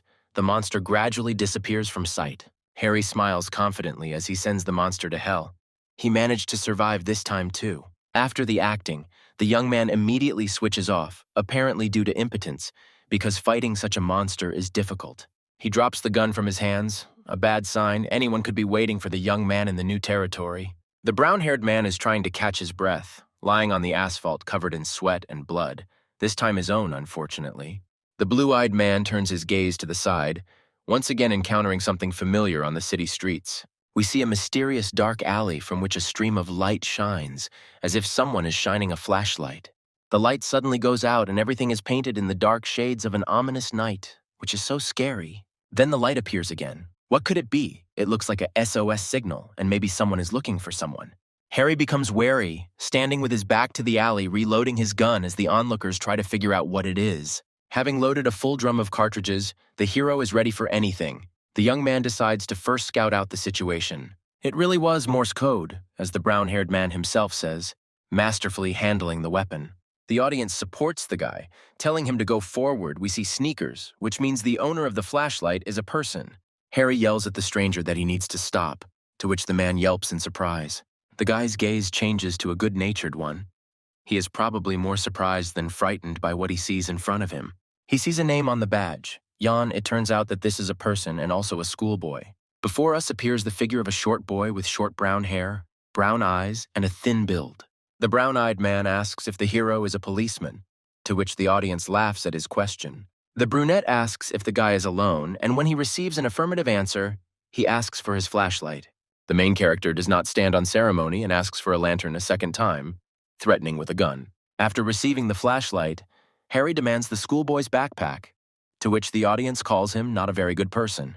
The boy tries to defend his supplies, but the brown-haired man is too assertive, especially since he has a gun. The brown-eyed guy only has a couple of cans of tuna, ham, and ramen, basically the same thing as the blue-eyed guy. The dark-haired man almost cries after this, finally asking to let him go because he has nothing else. But our main character was going to strip him bare, telling him to take off his clothes too. Harry makes sure that the boy really does not have anything else with him, which clearly upsets the guy. Even after this, the schoolboy still asks the brown-haired man for help, because he has nowhere else to go. The blue-eyed man looks at him with a piercing gaze, clearly not trusting the young man yet. While the boy is getting dressed, the guy asks him questions about how he was able to survive alone and also save supplies. The brown-haired man thinks that the weakling is some kind of bait. The hero cannot believe that the young man is here all alone. The protagonist asks his viewers to watch the expression on the brown-eyed man's face when the guy leaves. Blue Eyes says that they need to go their separate ways, taking the schoolboy's flashlight. Suddenly, the boy says that all his friends died instead of him. That is how he was able to survive. Clutching his backpack to his chest, the brown-eyed man cries, blaming himself for all the deaths of his friends, because he is a coward. The audience conveys the boy's emotions, to which Harry begins to doubt his earlier words about the bait. The hero asks if this is true, to which the boy nods with tears in his eyes, because it was the pure truth. Harry says that Ian can go with him. The schoolboy cannot believe his words, asking again. Blue Eyes agrees to go further with him in all seriousness, because the young man did not lie about how he ended up here. Suddenly, the action moves forward. We see how the toad has already pierced 2 people with its tongue. We hear a schoolboy's piercing scream, to which the main character himself turns to understand what is going on. Ian runs as fast as he can from the giant, screaming that they need to get away from this place as quickly as possible. The main character screams hysterically about the whole situation, starting to blame Jan for it. But the boy has everything under control. He already has a plan. The young man insists that they run into the alley. The brown-haired man is clearly very nervous because of such a tense situation, but the brown-eyed man has everything under control.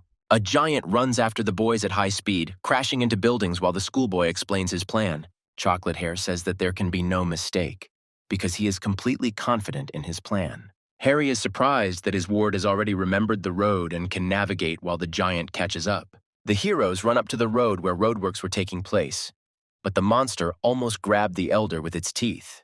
But suddenly the giant stumbles and his foot falls into a ledge with pipes that was not so far away. The gamer runs away from the monster's teeth as fast as he can until it falls completely into the hole. The giant finally falls from his feet, his head smashing through buildings, accompanied by his piercing screams. The heroes managed to lure the monster into a trap, which they were very happy about because they remained alive. Afterwards, the guys notice some kind of red appendage further down the street, similar to a tongue. Brown-Eyed warns Harry that he will need to dodge when he gives the signal. The boy gives a signal, and the gamer barely manages to dodge the tongue. Perhaps it is that toad. Suddenly, the toad's tongue pierces the giant's skull as he opens his mouth in agony.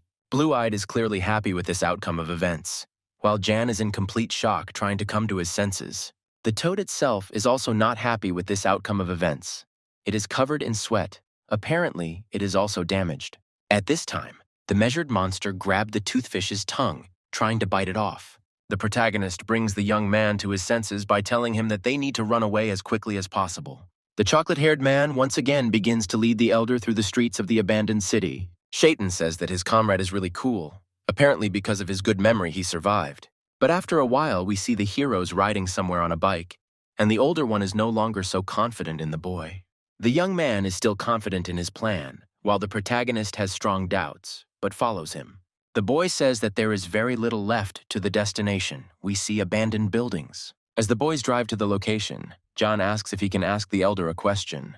The brown-eyed man asks if the gamer knows about Division 7.5, after which Harry's face immediately changes. Chocolate Hair says that he tried to go for his friend, but only found a message that the division had taken him. Harry replies that he knows about them, but doesn't know who exactly they are, to which the schoolboy replies that it seems to be an army. Blue Eyes realizes that the situation is similar to what happened to his parents when he came to their house. After this little conversation, the guys finally reach this safe place. But suddenly a car with blood on the hood and a broken windshield appears behind the young men. The gamer recognizes it as an army jeep. The car rushes past at very high speed. The car suddenly stops and breaks down. Sparks appear around it from such a breakdown. The boy is still frozen in place, while the protagonist gets off his bike and is ready to act. The brown-haired man knocks on the glass, trying to break the man who doesn't look like a zombie. Harry is certain that it is a human as the man gradually regains consciousness. The gamer pulls the guy out of the car, holding him by the collar of his military uniform. The man himself is covered in cold sweat. Blue-eyed looks over the entire car, realizing that there is definitely nothing valuable in it. The man's name is Chester. He takes out a knife, saying that it is better not to touch it. In response, the hero kicks the knife out of his hands. Chester says that the young man can take his knife, but asks that no one touch it. The brown-haired man takes the soldier's knife from the ground, saying that it is up to him to decide whether he will be safe. Harry guesses that Chester is a deserter, because what would a soldier do here, especially alone? To which the man replies that all his other comrades died and he was the only one who was able to survive. The brown-eyed man asks if this man is really a soldier. The question seems a little stupid. Harry also notes that it is obvious because he is wearing a military uniform, but then he realizes something. The young man grabs the man by the collar of his jacket, while he insistently demands that he let him go. The brown-haired man takes the metal chain from Chester's neck into his hands while he tries to understand what is happening. Blue-eyed demands that the soldier give him his personal number, which is written on his chain. The man himself does not understand what the guy is talking about, breaking out in a cold sweat from the tension. The main character says that all soldiers remember their personal number by heart, so he must say it. The personal number matches, which is why the hero says that Chester has managed to earn several trust points. Afterwards, the young man asks about the 7.5 division, and the soldier hears about it for the first time. Jan says that there is no point in lingering outside for so long, as they really do have to go. The brown-haired man suggests simply climbing over the fence, but the chocolate-haired man is a little worried about the military man.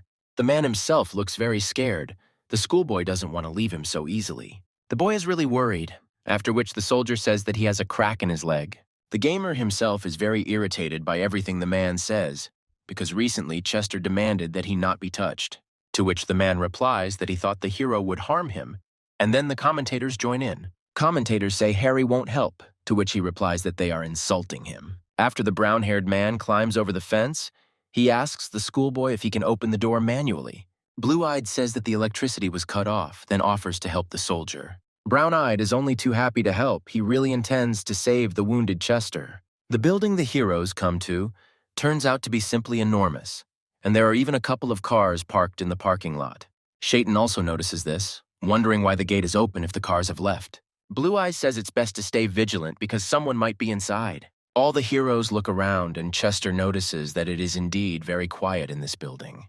The comrades enter the medical center to provide first aid to the wounded man, while Harry is already getting ready to go on reconnaissance. The schoolboy asks if his elder brother will leave him, because he is really worried. Blue Eyes replies that most likely not, which sounds very encouraging. A few moments later, we see the main character climbing the steps of the building. Looking around, the brown-haired man talks to the audience about whether or not to leave the boy here. The audience is not very keen to leave John here alone, as he is very kind and has a good sense of direction. The gamer hears the voices of other people trying to escape coming from the large door. But when Harry enters the room, he sees a large amount of equipment connected to electricity. All this greatly surprises the main character, because he thought that the electricity had been cut off here. Afterwards, one of the people on the radio stutters about being 7.5 years old, and then his voice breaks off. The streamer thinks that these are various hints that are given to him to overcome obstacles. The young man calls up an information window, which says that if the hero gets to the station, he will be able to leave the city. The guy throws open the doors, exiting the room as the commentators cheer him on. As Harry descends the stairs, he calls for Ian to show himself as soon as possible. Entering the medical office, the gamer sees only Chester, after which he asks where the schoolboy went. The man replies that he heard some strange sound from the basement, and John goes to check what it was. Blue-eyed takes it out on the military man, then runs off in search of his younger teammate. But Harry has a different plan. He's going to find the keys to the taxi and leave here as soon as possible. There are some documents lying on the table. Other folders are scattered around. The hero is still very tense. The brunette tries to find the keys, saying it out loud as if it would actually help. Then the gamer hears loud sounds from the first floors of the building, which disturbs him even more. The guy quickly runs to the first floor. He is sweating heavily from the rush, looking down. We see Chester lying on the floor, but he is not dead. The man reports that he has fallen. The main character has already collected his thoughts, but shortness of breath makes itself felt. The soldier asks for help. The brown-haired man is very irritated by this, because the man is a lot of trouble, to which he talks about strange sounds in the basement. After which a strange and eerie sound is heard again. Could this really be what Chester was talking about? Both heroes turn their gaze to the basement, from where sounds continue to be heard. We hear the sounds of footsteps and boots climbing the basement steps, getting closer to our comrades. The brown-haired man and the cripple are very frightened and surprised by what is right in front of them. We are confronted by a very creepy man who holds a knife to John's throat. But the hero cannot simply retreat, leaving the younger one in danger all alone. The blue-eyed man holds out his hand with a knife, asking the man to step back and let the young man go. But the man does not back down, continuing to hold the knife to the boy's throat while he is in great distress. The man breaks out in a sweat, calling the schoolboy a thief, which happened while Harry was away. Afterwards, the crazy guy says that the other heroes are also thieves. They don't let him work normally. While the soldier is very confused, the main character behaves very confidently. Blue-eyed offers the man another version of events. He says that they are not thieves. The gamer says that they came to get jobs as drivers, which are in short supply. The young man continues to insist on his position, saying that he really wants to get this job and get behind the wheel. Kudryavi replies that the interview really wouldn't hurt. Did he really believe that? Afterwards, the man asks about the applications that the guys had to bring if they wanted to get a job. The man replies that without an application there will be no interview, because he is very busy. Shaitan says that the statements were left in another room, after asking the soldier to bring other papers. Harry and the curly-haired man were able to come to an agreement. The man became much plumper from the fact that he would have drivers. Chester brought an application. He was specifically looking for a man who would be similar to the main character. The man releases Ian from his grip, beginning to carefully read the statement he was given. The blue-eyed man tells the schoolboy to come to him as quickly as possible while the curly-haired man is distracted. The boy wastes no time and rushes towards his friend, knocking the big man down without intending to. Harry borrows a pair of stilts from a military man, hitting the curly-haired man right in the stomach with them, causing him to fly off.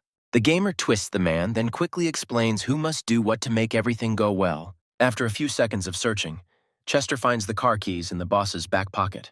Then we see the whole company running across the parking lot to the coveted work car. The soldier is put behind the wheel, which leaves him a little shocked, but Harry tells him to start the car. Blue-eyed says to go to the station, which makes the man ask in confusion why such a choice. The brown-haired man demands not to ask unnecessary questions, but to finally start the car and leave as quickly as possible. After which, in the gates, we see several more silhouettes that look so much like people. And these really are people, but why and from what are they running? There is something red behind them. It is a huge monster with several arms. Its body is located horizontally. Shaitan says that he believes in Chester. They need to leave as soon as possible, because the situation is getting worse. The monster apparently notices our heroes, starting to scream furiously, opening its mouth. The man is under a lot of stress, even though he is driving. The car is not moving yet. But after just a few seconds, the taxi leaves the parking area at high speed. The monster approaches faster and faster as the comrades turn the car around. Harry and Ian can see the monster through the car window. The brown-haired man replies that at this rate they will quickly catch up with them. Suddenly, the same crazy man, after whom the hero notices, comes out of the building. Blue Eyes orders Chester to direct the car towards the boss as quickly as possible. The man completely lost his temper and started shouting loudly that the heroes were thieves. But literally a second later, he fell silent. Apparently, the man finally realized what position he was in. Curly sees how a huge ugly monster is driving towards him and running after him. The soldier quickly turns towards the central gate as the monster crashes into the building. All the comrades are safe, and they were finally able to get away from this hell. After some time, Chester asks if the protagonist really wants to take advantage of this man, to which the brown-haired man himself replies that they had no other choice, either his life or theirs. The man is very surprised to hear such an honest and straightforward answer from the guy, to which the brown-eyed man supports him, saying that there really was no other choice. Harry sees a familiar blue line on the road that demarcates zones in the game. The car passes the line and a pop-up window appears, informing them that they have passed the fork point. The next pop-ups inform you that viewers can now set goals and pay for them. The gamer wonders if other people can see it, to which they respond that they can't even hear him. The brunette is digging through the game settings, trying to figure out what happened, asking the commentators for help. He receives a donation that he has nothing to worry about, because John is a great teammate. Looking out of the car window, the blue-eyed man notices that the creature is still chasing them. The streamer asks if the soldier can step on the gas, to which he replies that this is the maximum. The distance begins to gradually decrease, because the monster is not inferior to the car in speed. 151. The brown-haired man asks the schoolboy if he is familiar with this route, to which he answers uncertainly. The chocolate-haired man is under a lot of pressure to remember her as quickly as possible, which makes him nervous. The young man suddenly realized something. Did he really remember the route on this highway? The brown-eyed man asks to turn, but the soldier replies that this will reduce their speed several times. The boy breaks down, starting to scream, which even the main character is shocked and asks Chester to do as the younger one said. Jan tries to explain the way while the guys are still being chased by a huge monster at high speed. The heroes reached the descent and began to gradually pick up speed, fortunately for them. Chester shouts that there is a section of the road with a landslide and we see it with our own eyes. But the schoolboy insists that his plan be carried out, arguing that Crawler does not know how to brake. Shaitan asks his viewers to give him a mission, but they are already saying goodbye to him in the comments. But someone still gives Harry a mission, which makes him stop crying and is very surprised. The mission is to provoke the monster, and in return the car will not skid. The monster is in complete shock from the main character's insults. You don't hear that every day. But the guy continues his speech, while Jan is shocked by the whole situation, and especially by the gamer. Even Chester intervened in this conversation, saying that the hero had really gone mad before his death. Fortunately, the mission was completed and the effect will be activated, which makes the blue-eyed man very happy. The soldier asks everyone to hold on tight, because it is time to turn on this road. The guy's car is drifting a lot from such speeds. We hope that they will survive. Everyone in the car is also thrown to one side. Once the effect is applied, everything should go fine.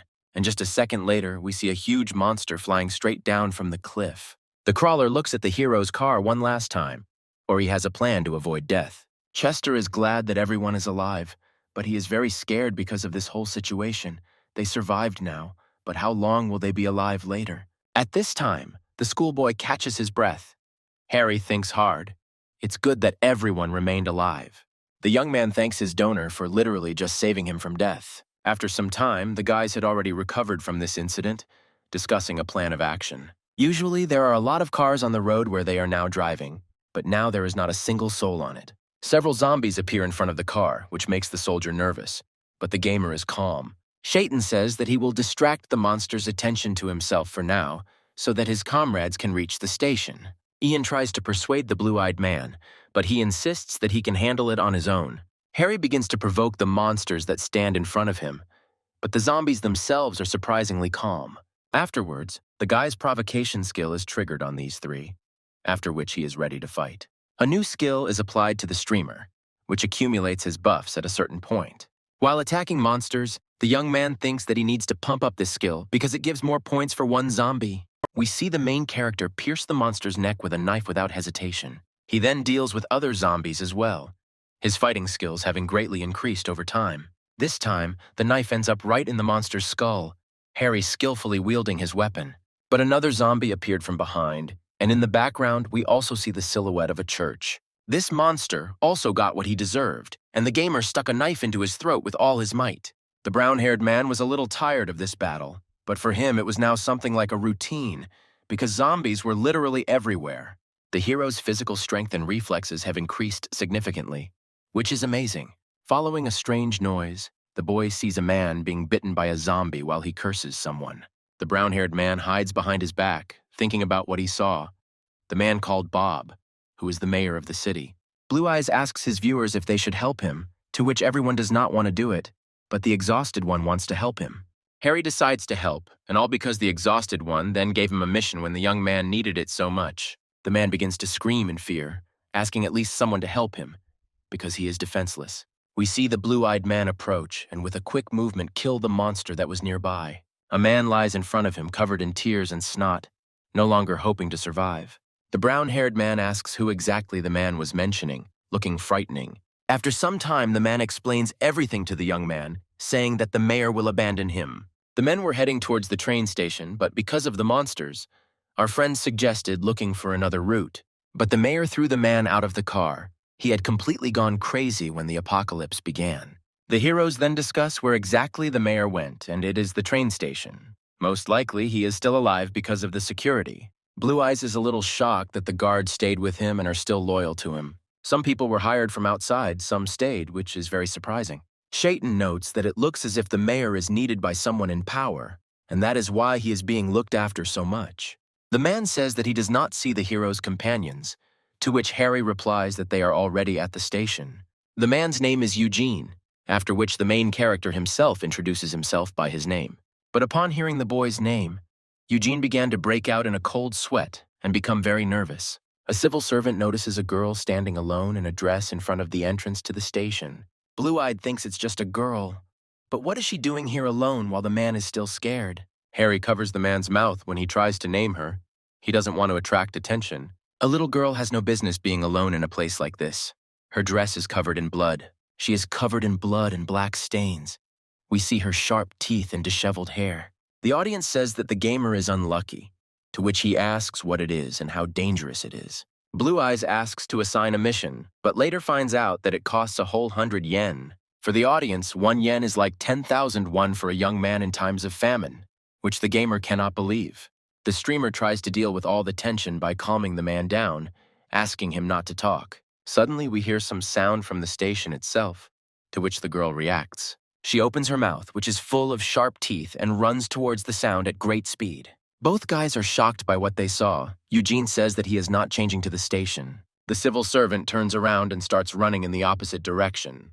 But the man falls down the stairs, and in front of his body we see the legs of that same girl. Eugene looks up, saying that there is another one, but isn't it the same one? The girl looks scary, her hair fluttering in the wind, allowing us to see her face.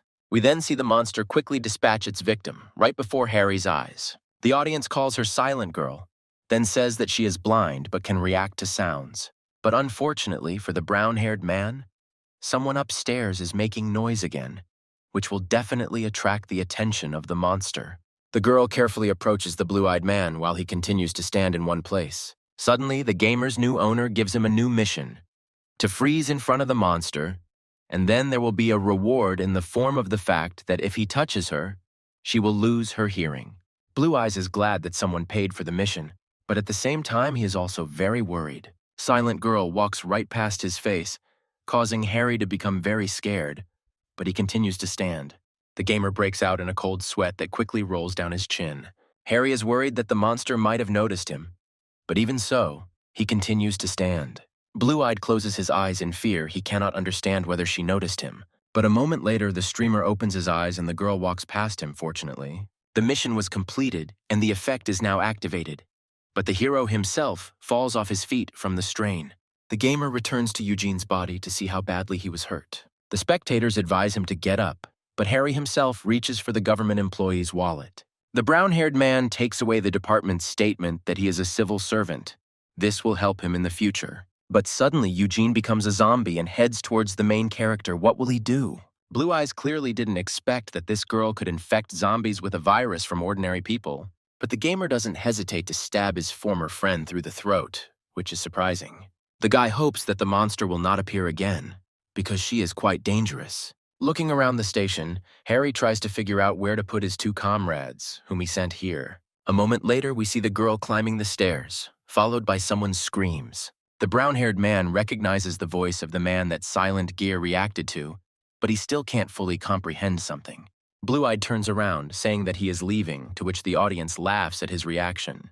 But the user of the new owner sets a new mission, which says that Harry must save his friends. The main character's reward will be 20 yen. After hearing this, the blue-eyed man stops. Afterwards, he looks around the station again to figure out how he should proceed. The young man enters a local eatery. The audience thinks that he is hungry, but Shaitan has a different plan. The brunette really has something in mind. He goes to the stand where they usually fry potatoes and asks the audience to watch. Blue-Eyed hangs himself for several hours, calling it his strategy, but the audience thinks he's gone crazy. We then return to the schoolboy and the soldier, who are cornered by 2 monsters. But both heroes were saved, because the main character, who is ready for a fight, enters their room. The brown-haired man turns on one of the watches, which attracts the attention of the monsters and triggers the provocation's skill. After this, the gamer immediately leaves the toilet room, heading in the other direction. He then throws the working clock in the other direction, which greatly confuses the girls. He throws another watch towards the monsters, thinking that it is still early, but it is too early to do anything that he doesn't explain. Both girls fell for the little trick with the watch and started running after it. The main character tells his comrades to get down. They are only glad that they were saved. The audience asks if it wouldn't be easier to use the skill from the reward, but the brown-haired man replies that it is too dangerous. Chester, leaving the toilet, reports that he broke his crutch, which will make it very difficult for him to move. Blue-Eyed asks the younger one to help the soldier, demanding that they speak as quietly as possible.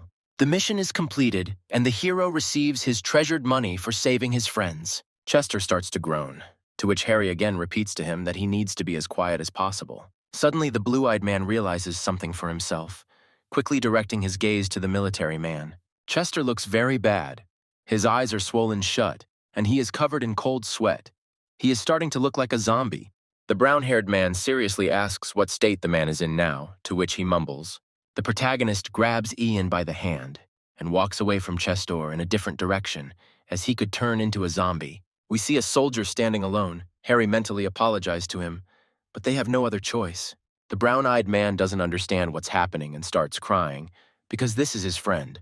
But the brown-haired man asks him to leave, but his facial expression makes it clear that the young man also regrets it. There is no one at the station, which means the train is most likely not working. It is dangerous to just stay here.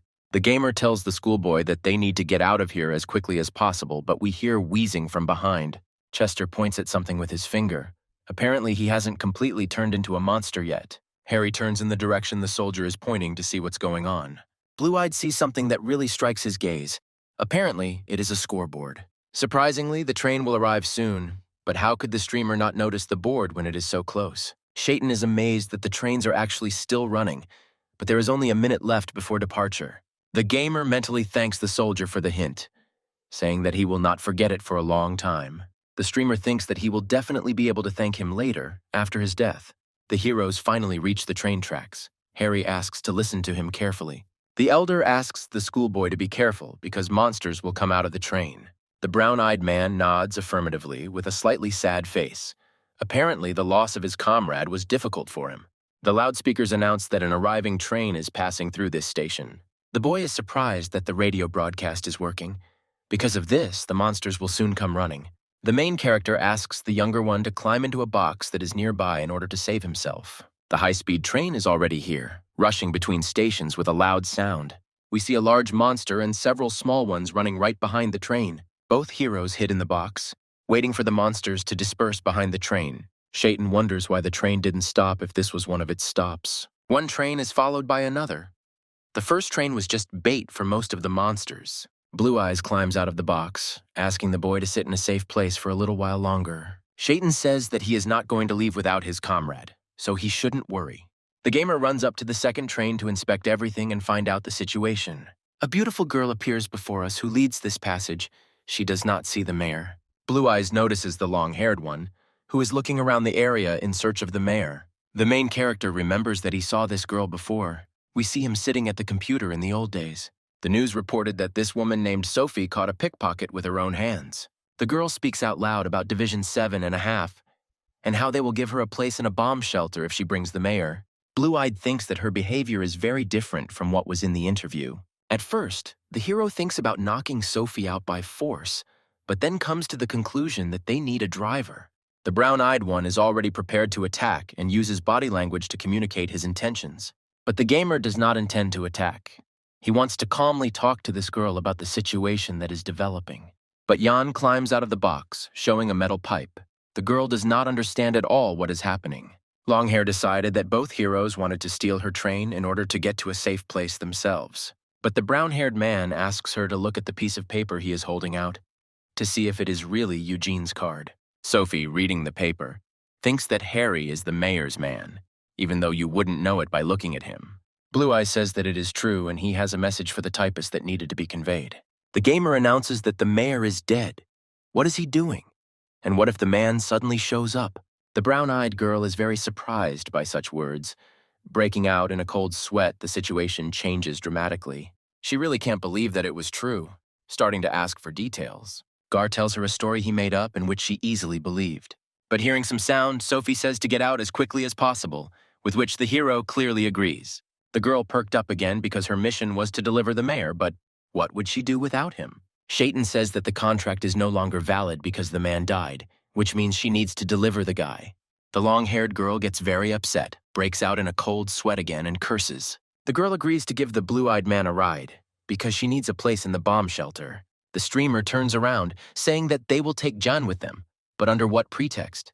Longhair points out that the boy doesn't look like a civil servant at all, so why should they take him? A schoolboy puts on a cute face to get Sophie to let him on the train, and she breaks down under his gaze.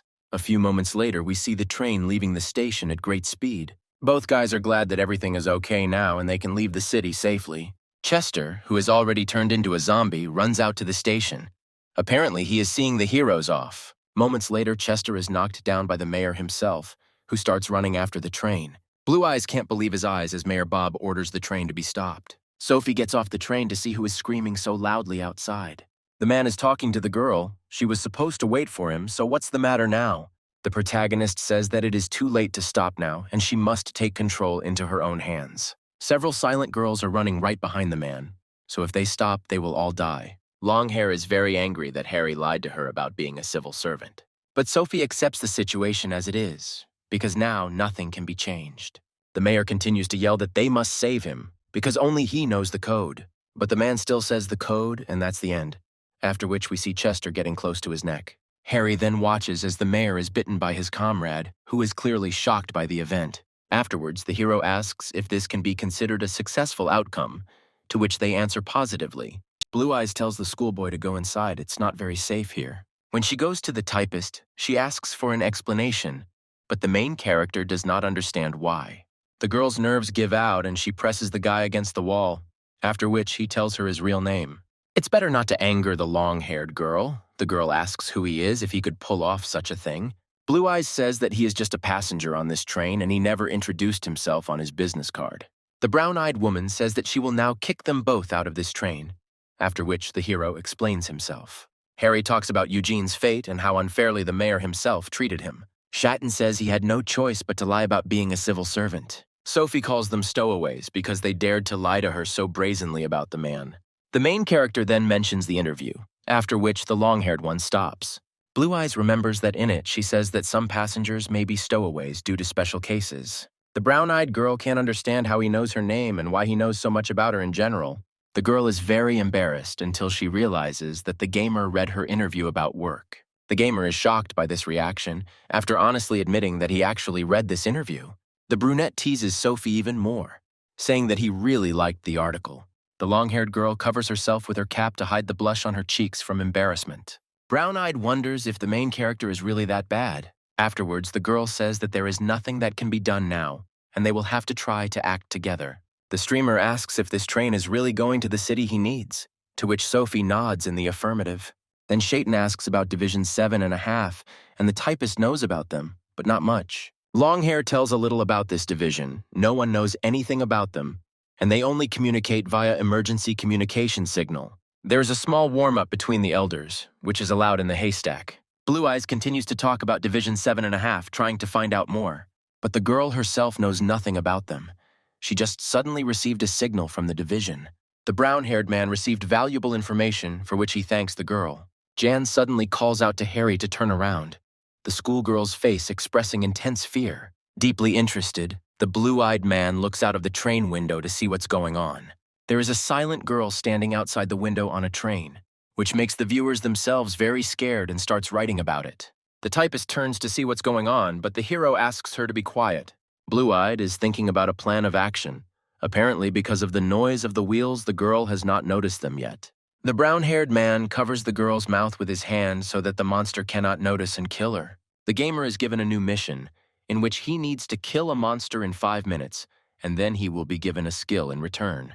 The streamer complains that 5 minutes is too little, to which viewers say that he can handle it. Then the young man is given a new task from another user, which makes the young man very happy. User's new owner and Exhausted start arguing in the chat of the main character. The brown-haired man himself is a little shocked by this turn of events. What is happening at all? The main character doesn't know what to do, because before he had only one viewer, and this is the first time he has had such a problem. The brunette decides that it is not so important now, and then leaves the main carriage of the train. Harry goes straight to the girl. The audience supports him because they don't want him to die.